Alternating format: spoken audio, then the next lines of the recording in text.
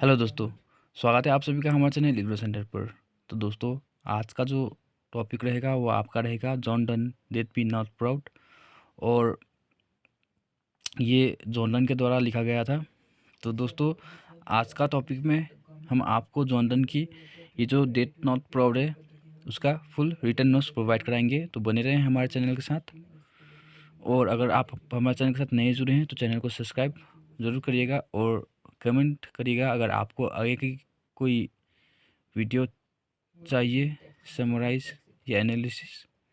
तो दोस्तों, स्टार्ट करते हैं हमारा आज का सेशन। John Donne, death be not proud, holy sonnet 10 by John Donne. Death be not proud by John Donne is one of the poet's best poem about death. It tells the listener not to fear death as he keeps morally corrupt company and only leads to heaven. In this poem, the speaker affords an enemy, death personified.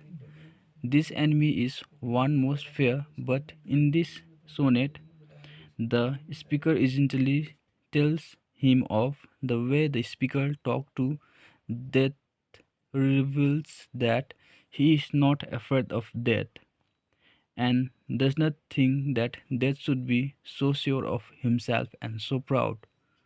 The confident tone of death not proud and the direct confrontation of death provides an ironic sense of comfort to the readers by implicitly suggesting that death is not to be feared at all, but that is in the end death will be overcome by something even greater. Death be not proud by John Donne. So now we going to learn line by line analysis.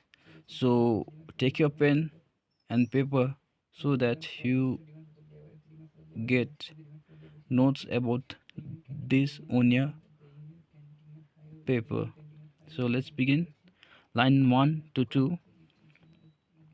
That be not proud, though some have called thee mighty and dreadful, for thou art not so.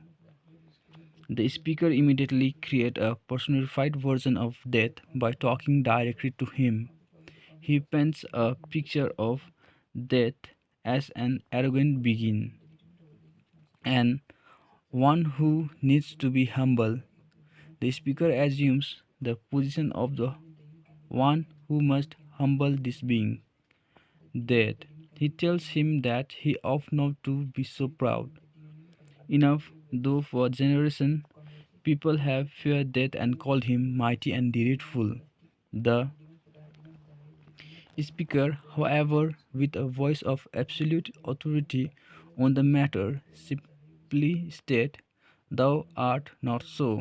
This poet uses the literary tactic of apostrophe to drive home his point. Apostrophe occur when a writer addresses a subject who cannot respond.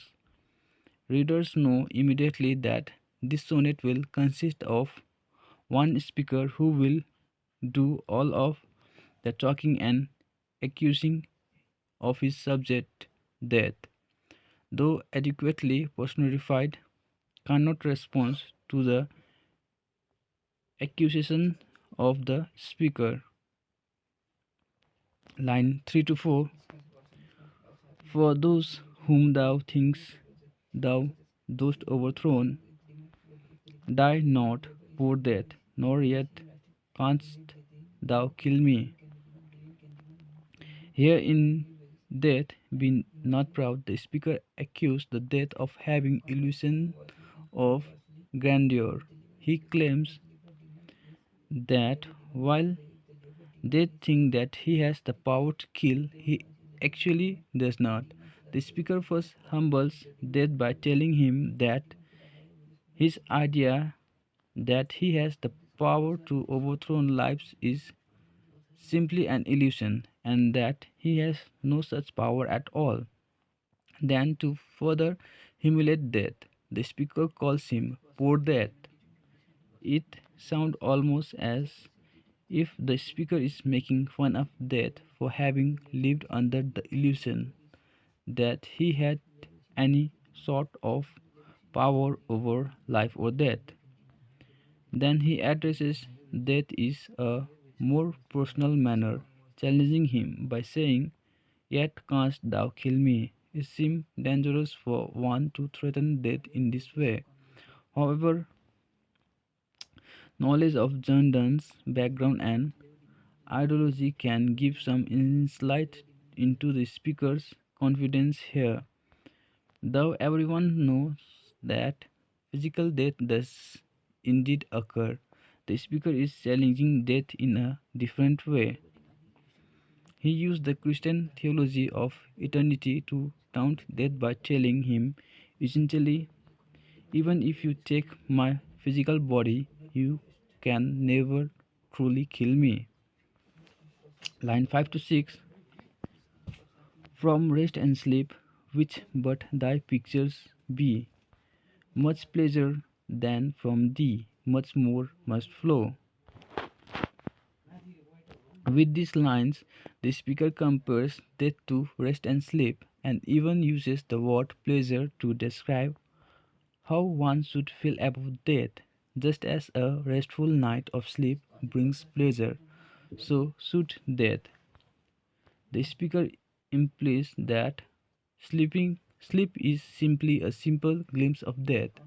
Thus there is nothing to fear in death, for death will bring something like a pleasurable sleep. Line 7 to 8. And soonest our best man with thee do go, rest of their bones and soul delivery. Here, in Death Be Not Proud, the speaker says that the best man seems to experience death the soonest, while others have long questions why it seems as if the best people die soonest. The speaker offers an answer here, suggesting that the best among men deserve to experience the peaceful rest of death sooner without having to endure the agonies of a long life on the earth. The speaker describes death as rest of their bones and soul delivery. Both of these descriptions make death seems like a welcome friend who comes to graciously offer rest and peace and the deliverance of one's soul from an earthly body where pain and suffering abide. Line 9 and 10. Thou art slave to fate, chance, king and desperate man, and thus with poison, war, and sickness dwell. Here the speaker talks takes on a stronger tone and begin to taunt death from with more ferocity than he did at first.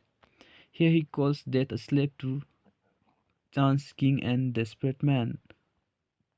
He tells death that he is not mighty and dreadful, but rather a poor slave who cannot even act on his own but is driven not only by fate and chance but also by people rich and poor alike. He then accused death of having lowly companions such as poison, war, and sickness. He has taunted death, telling him that he is not to be feared, but rather than he is a slave to the will of fate and man, and that as a lowly slave, his companions are the even lowlier beings such as sickness and war. This accusation served to allow the readers to feel a sense of power and victory over death. The speaker certainly feels authority over death, and he passed this feeling alone to his reader when he puts death in his place by talking down to him. Line 11 and 12. And poppy or charms can make us sleep as well, and better than thy stroke. Why swellest thou then? The speaker continued to taunt Death even more, saying that all he brings is a little sleep, and he doesn't even do that as well as some other bringers of rest, such as poppy or charms. This comparison further portrays death as something not only weak but even pleasurable. The speaker questions death, asking, "Why slowest thou then?" He is asking him why he is so puffed up with pride when he cannot even do his job as well as others can. Line 13 to 14. One short sleep pass, we wake eternally, and there shall be no more death, thou shalt die. With this final line of "Death be not proud," the speaker reveals exactly why he has been touting death so relentlessly. Although it is obvious that death is real and that people who experience death do not come back to earth, the speaker reveals his reason for claiming that death is weak and easily overcome. He claimed that death is only one short sleep and that those who experience death wake eternally. Then he claims that death shall be no more. Finally, he tells death, "Thou shalt die." The speaker has not only told Death that he has no real power over anyone, but that he will experience the end of himself when all wake in eternity and death will be no more. So, friends, till here we finish our whole analysis. Hope you all understood the topic Death Not Be Proud by John Donne, and don't forget to subscribe our channel. Thank you.